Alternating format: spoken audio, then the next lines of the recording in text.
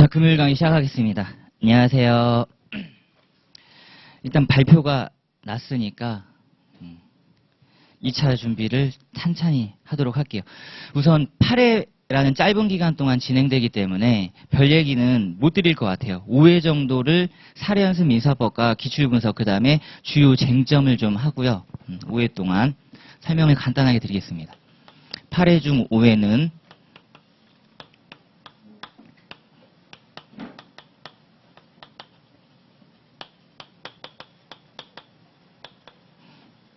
자, 이 세 가지를 하겠습니다. 기출이 돌고 도니까요. 기출 분석 잘 해가시고요. 기출 분석 잘 해가시고, 그다음에 주요 쟁점 정해져 있어요.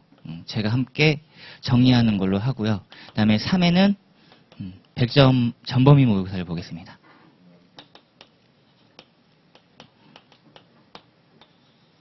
자, 100점 모의고사를 볼 건데요. 쟁점 예고해 드릴게요. 나오는 게 한정되어 있으니까 쓸 수 있는 거 정확하게 쓰자입니다.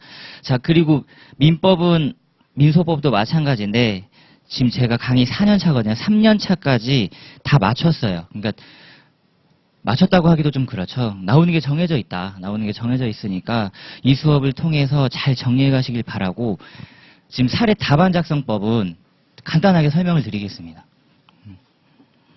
작년 같은 경우는 거의 한 타임을 다 썼는데 10회여가지고, 자, 주의를 조금 우리 하면서 써요.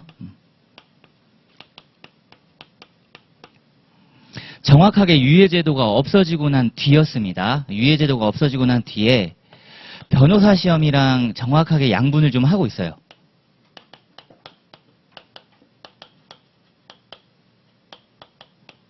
자, 변호사 시험에서 준비하는 게 바로 소장 기재례입니다. 소장 기재례. 이분들이 하는 거예요. 민소법 시간에 공부를 하실 건데 취지, 그리고 원인, 그다음에 원고, 피고, 당사자, 법정 대리인, 관할, 법원, 기타 등등.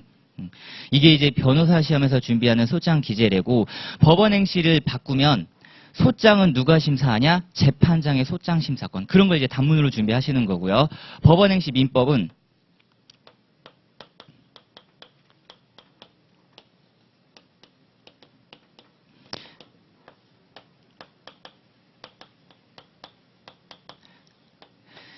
자, 법원 사무직 분들이 하시는 거. 판결문 작성하시는 거죠. 그러니까 주문 이유예요. 여기에 학설이 개입할 여지가 없어. 학설이 개입할 여지가 없기 때문에 지금 현재 문제 스타일은 결론 논거입니다. 그리고 얘기를 한마디 딱 하죠. 다툼이 있으면 대법원 판례 따름. 이게 맞다는 거예요. 이게 출제자 입장에서도 맞고요. 채점자 입장에서도 맞다는 거지. 그러니까 오히려 대법원 판례와 관련된 디테일한 논의 구성을 해주셔야 된다는 겁니다. 첫 번째로 가장 먼저 확보하셔야 되는 거 조문, 그리고 개념, 그리고 방점의 취지를 딱 찍어주시고요. 이 세 가지는 기계적 서술입니다. 기계적 서술. 자, 관건은 이제 결론까지 가는 과정인데, 그래서 그동안은 구체적인 쟁점에 대해서 우리 수험생분들이 이런 생각을 많이 하셨단 말이에요.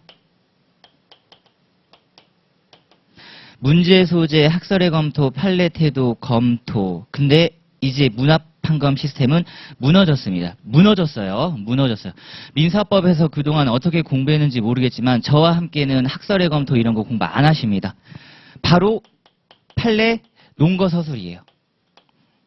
판례 논거를 5개 됐다. 5개 다 암기해 가시는 겁니다. 지금 이게 3년 전부터 나왔어요. 다툼에 있는 경우 대법원 판례 따름. 작년 같은 경우는 아예 공통 설문 자체에 다툼이 있으면 판례 따름 이렇게 써버렸죠. 이게 맞다는 거예요. 항상 맞을 수밖에 없죠. 우리 수험생분들이 합격하시면 이거 작성하신단 말이에요. 그럼 이유기재례를 들어갈 건데 보세요. 이게 지금 주문이에요. 형식, 재판 누락, 판단 누락을 판단하는 지금 기준입니다. 주문 누락이 재판 누락이고요. 이유 누락이 판단 누락이니까 여기는 결국 판단을 실체법으로 한다. 자, 그러면 민법입니다. 민법. 당연히 법원이 되는 법적 근거 서술은 응당 필요한 거 맞고요. 그리고 판례는 구속력이 없다 그랬지만 사실상 구속력은 있으니까 최종적인 유권 해석인 대법원 판례를 방점을 찍어주시는 게 맞아요.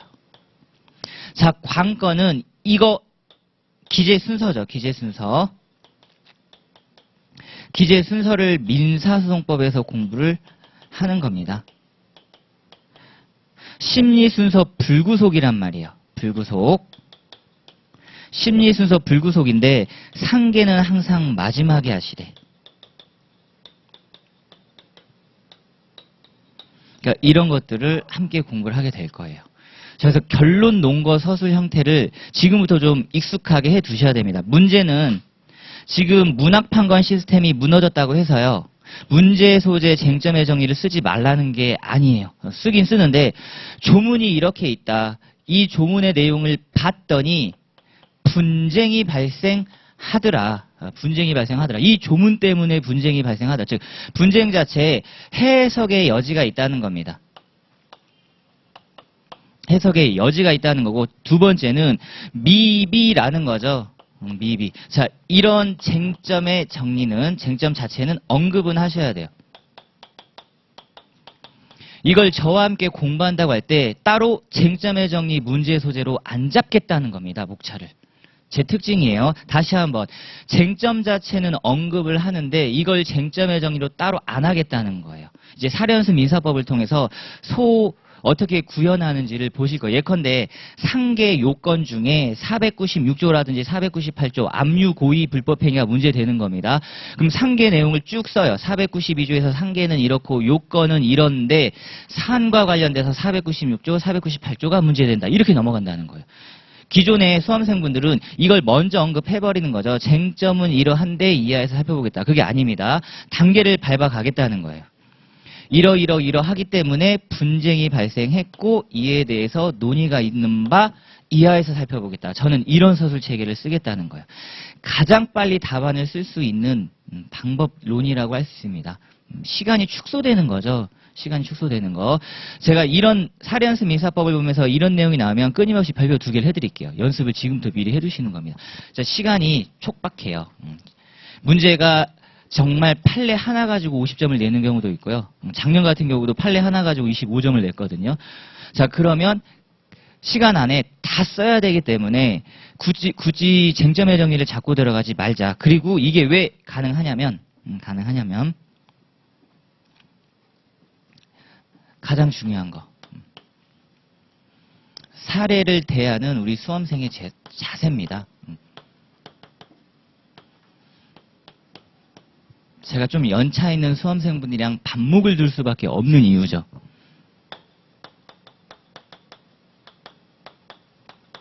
이걸 안 하세요. 그리고 지금 다른 강의를 듣고 있는 분들은 묻는 것에만 답하기가 아니라 묻는 것 외적으로도 답을 다 하시는 거지. 시간 없어요. 지금 출제자는요. 묻는 것에만 답을 하면요. 100점 무조건 들어가요. 그렇게 해서 작년까지 합격자들이 나왔습니다. 묻는 것에만 답하는 거예요. 지금 출제자의 의도에 정확하게 답을 하셔야 됩니다. 그러니까 마지막까지 다 읽으셔야 돼요. 문제를. 마지막까지 문제를 다 읽고 얘가 뭘 물어보는 거지? 주장의 당부를 물어보는 거야?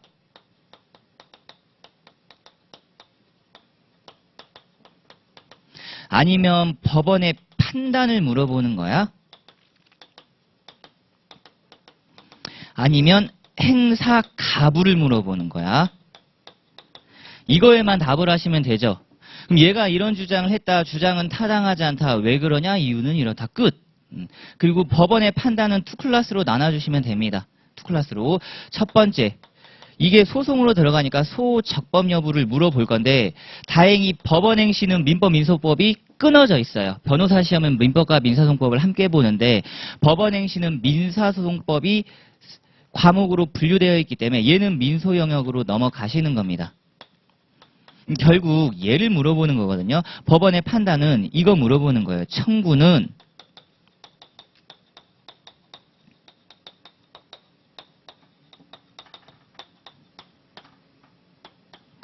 이거 물어보는 거거든요. 이 인용 여부 같은 말이죠. 우리 물어보는 것에만 답을 합시다. 다툼이 있는 경우 대법원 판례 따름 이랬는데 학설을 쓰시면 그건 시간 한 배 실패하실 수 있어요. 자, 다시 한번. 저는 이거 제일 중요하게 생각합니다. 이게 최우선 서술이에요.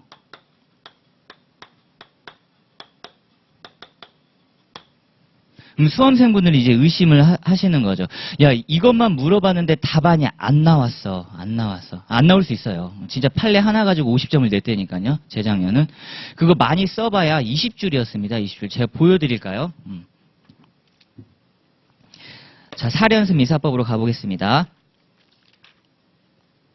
자, 337페이지.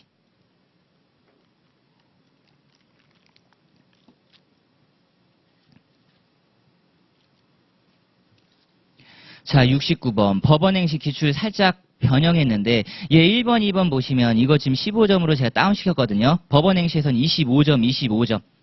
잘 보세요. 만약에 올해 법원행시가 실시된다 그러면 10월 말 11월 초일 겁니다. 10월 말 11월 초. 이 문제가 10월 변호사 시험 모의고사에 출제된 거 그대로 나왔어요. 10월 첫째 주에 실시가 됐습니다. 출제자가 보세요. 제가 왜 이걸 같이 썼는지. 출제자 동일이에요.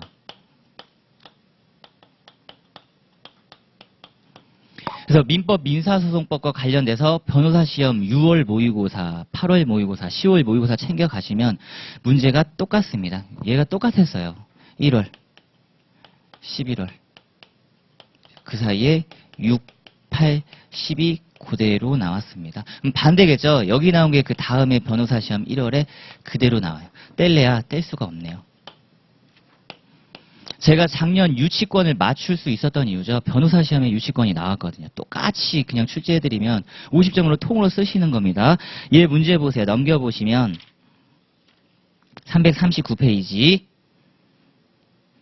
이게 25점이었어요. 왜냐면 판례가 진짜 딱 하나거든. 양갈로 2번 판례 하나 사안이잖아요. 그 유명한 14년. 그리고 넘겨보시면 판례 하나가 또 나와야 되겠죠. 341페이지. 양갈로 3번.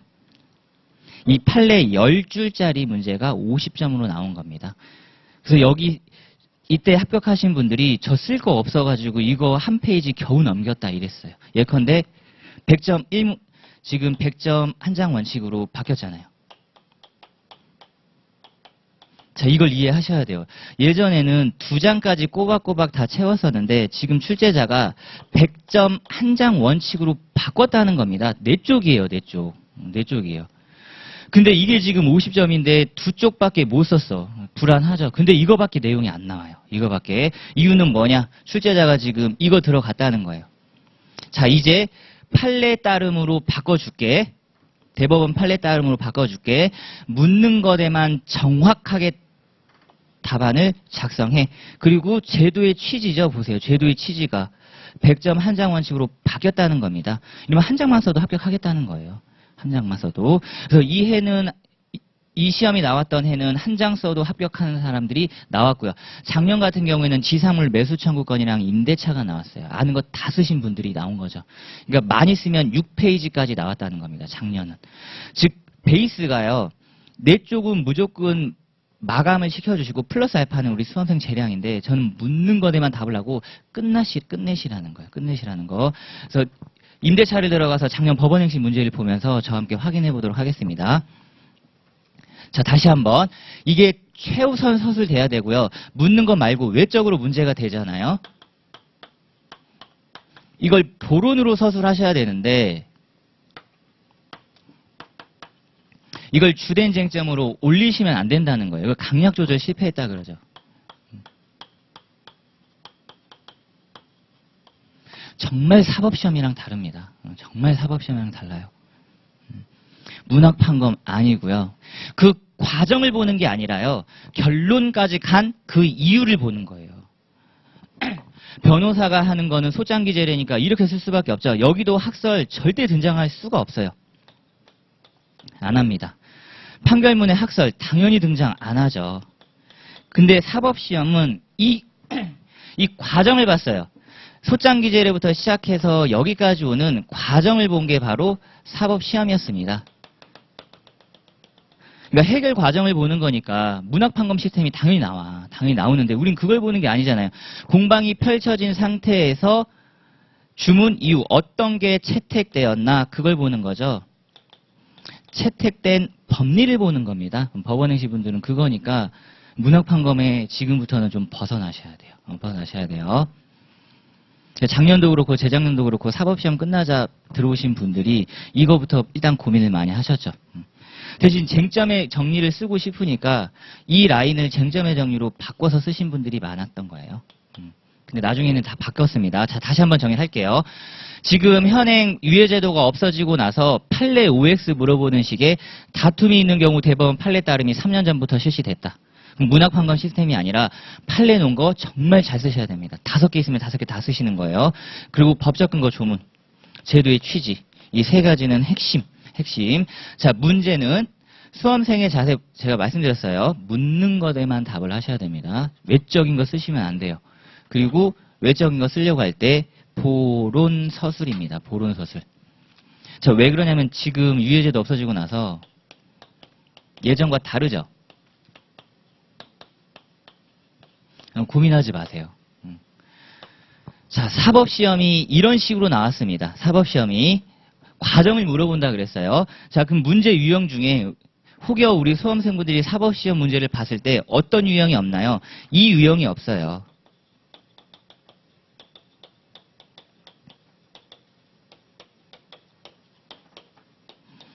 이 유형이 없는 이유입니다. 법률관계를 논하라 이 유형이 없는 이유. 얘는 도출이거든요.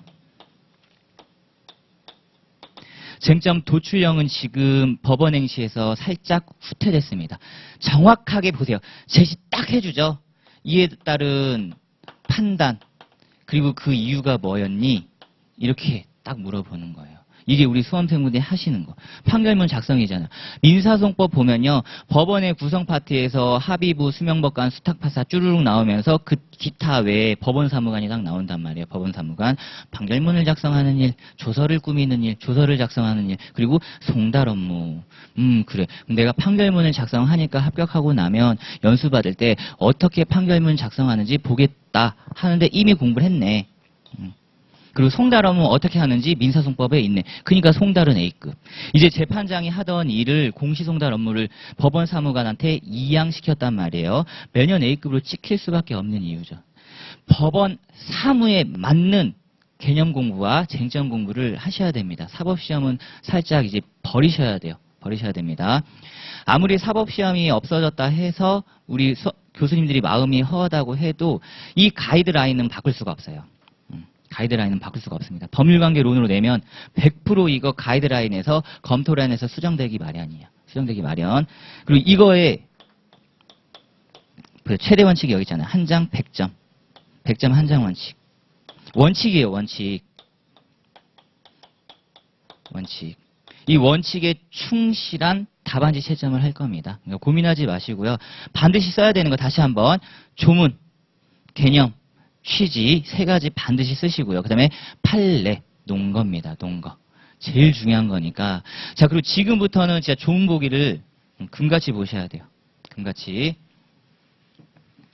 국가가 허락한 유일한 커닝 페이퍼입니다. 커닝 페이퍼. 맞죠? 그 어떤 시험에도 없는 조문 하나 딱 보시고 들어가시는 거예요. 자, 그럼 지금부터 본격적으로 들어가 보겠습니다.